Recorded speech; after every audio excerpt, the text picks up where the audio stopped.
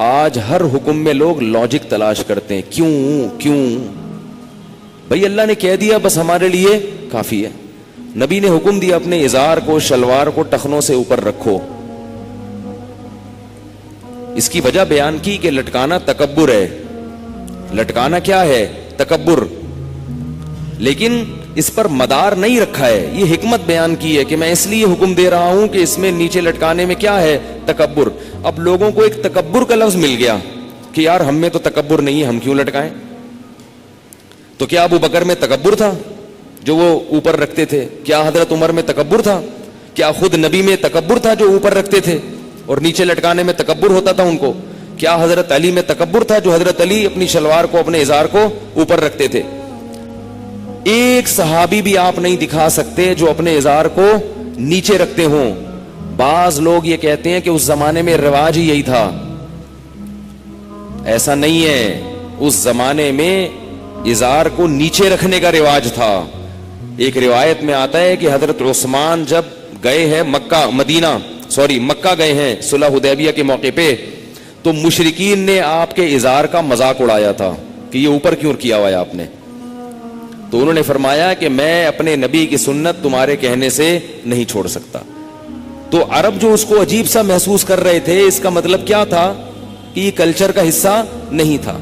اس لیے جو جدید پروفیسر آ رہے ہیں نا آج کل مارکیٹ میں، خود بھی اپنے آپ کو ان سے دور رکھیں اور ایسے ان سے دور رہیں جیسے تمام دوائیں بچوں کی پہنچ سے دور رکھتے ہیں. ان کے پاس سرسری علم ہوتا ہے اوپر کا، ان کے پاس گہرائی اور عمق نہیں ہوتی. تو اس لیے اس کی اصل وجہ تو تکبر ہی ہے، لیکن اس عمل کو شریعت نے تکبر قرار دے دیا ہے. اب آپ کو یہ ازار اپنا ٹخنوں سے اوپر رکھنا پڑے گا. البتہ تکبر کی علت بیان کرنے سے فائدہ کیا ہوا؟ آپ کہہ سکتے ہیں نا کہ بھائی جب اوپر ہی رکھنا تھا، ہر صورت میں چاہے کبر ہو چاہے نہ ہو، ہر صورت میں ازار ہم نے اوپر ہی رکھنا ہے، تو نبی نے یہ کیوں بتایا کہ یہ کبر کی وجہ سے؟ وجہ کیوں بتائی؟ وجہ بتانے کا فائدہ یہ ہوا کہ بعض مرتبہ اس بات کی دلیل ہوتی ہے کہ یعنی کوئی مجبوری ہوتی ہے جس کی وجہ سے یہ لٹکانا پڑ جاتا ہے. مجبوری میں، یہ اس صدی میں تو ہے ایسا.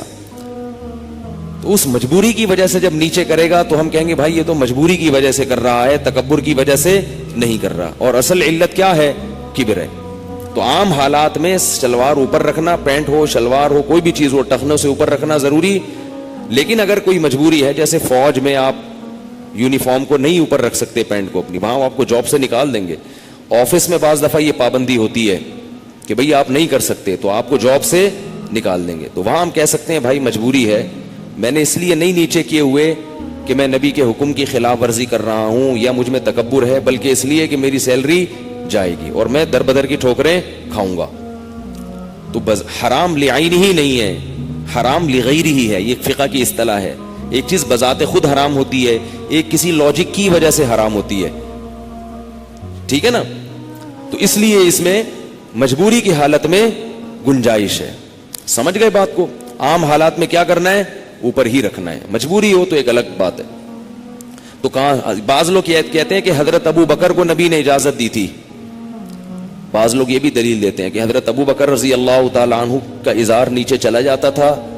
انہوں نے عرض کیا یا رسول اللہ میں کوشش کرتا ہوں پھر بھی ازار نیچے ہو جاتا ہے. تو نبی نے فرمایا کہ تم ان لوگوں میں سے نہیں ہو جو تکبر کی وجہ سے نیچے رکھتے ہیں. تو اس حدیث سے بعض لوگ یہ سمجھتے ہیں کہ ابو بکر کو اجازت دی ہے. اجازت نہیں دی ہے، تسلی دی ہے کہ اگر کوشش کے باوجود بھی نیچے چلا جاتا ہے تو اللہ تم سے سوال نہیں کرے گا. کسی حدیث میں بھی نہیں ہے کہ ابو بکر رضی اللہ عنہ نے اس واقعے کے بعد، اس حدیث کے بعد ازار نیچے رکھا ہو. تو تسلی دی ہے بھائی تم جان کر نہیں کرتے، ہمیں پتہ ہے، تو صفائی پیش کرنے کی ضرورت نہیں ہے، تم کوشش اوپر ہی رکھنے کی کرتے ہو جاتا ہے. تو ایسا کبھی لاشعوری میں ہو جائے تو ٹھیک ہے.